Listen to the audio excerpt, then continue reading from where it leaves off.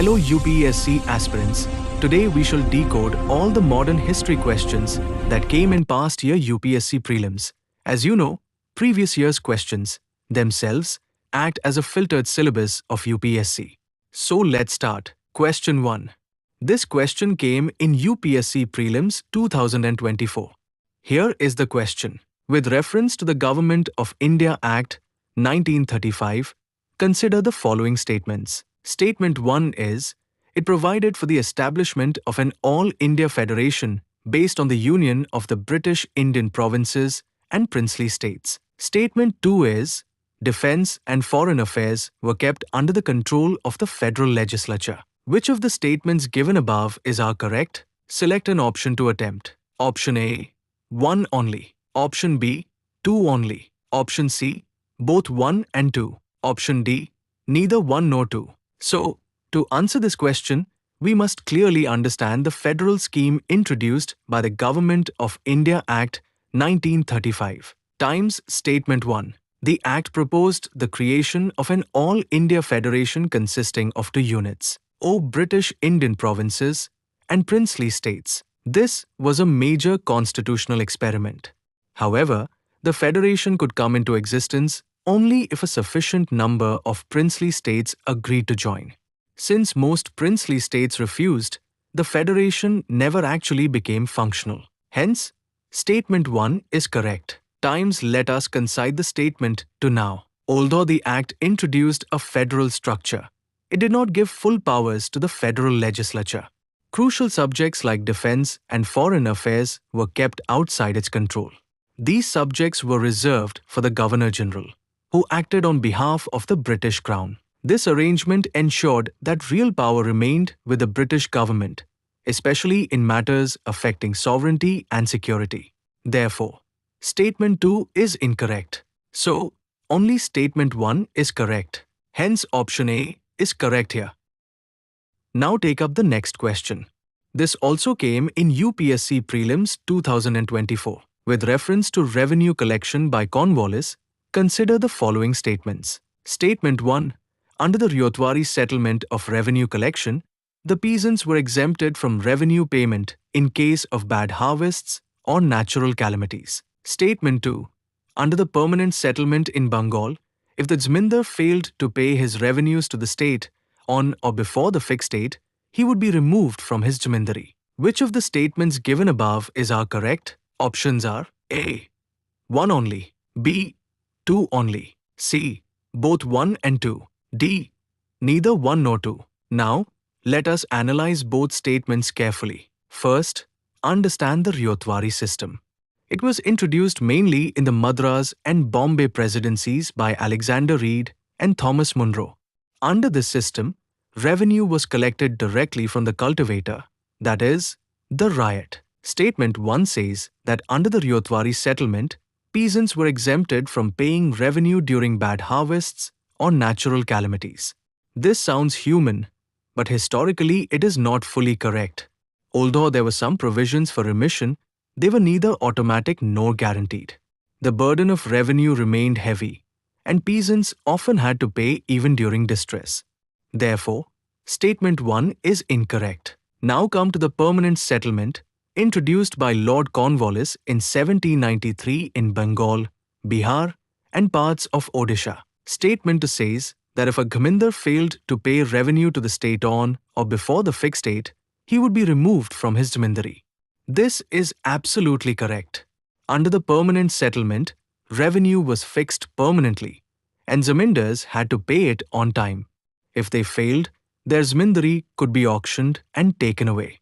This rigid rule came to be known as the Sunset Law.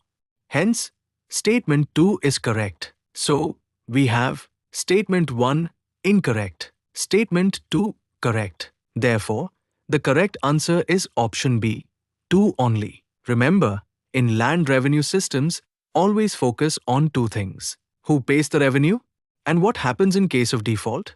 These 2 points help you eliminate wrong statements quickly. Good. Now that this concept is clear, let us move on to the next question. This one came in Prelims 2023. Consider the following statements. Statement 1. 7th August is declared as the National Handloom Day. Statement 2. It was in 1905 that the Swadeshi movement was launched on the same day. Which one of the following is correct in respect of the above statements? Options are A. Both Statement 1 and Statement 2 are correct, and Statement 2 is the correct explanation for Statement 1. B. Both Statement 1 and Statement 2 are correct, and Statement 2 is not the correct explanation for Statement 1. C. Statement 1 is correct, but Statement 2 is incorrect. D. Statement 1 is incorrect, but Statement 2 is correct. Now, let us understand both statements one by one. Statement 1 says that 7th August is declared as the National Handloom Day. This is correct. National Handloom Day is observed every year on 7th August to honor India's handloom weavers and to highlight the importance of the handloom sector. The first National Handloom Day was celebrated on 7th August 2015. Now come to Statement 2.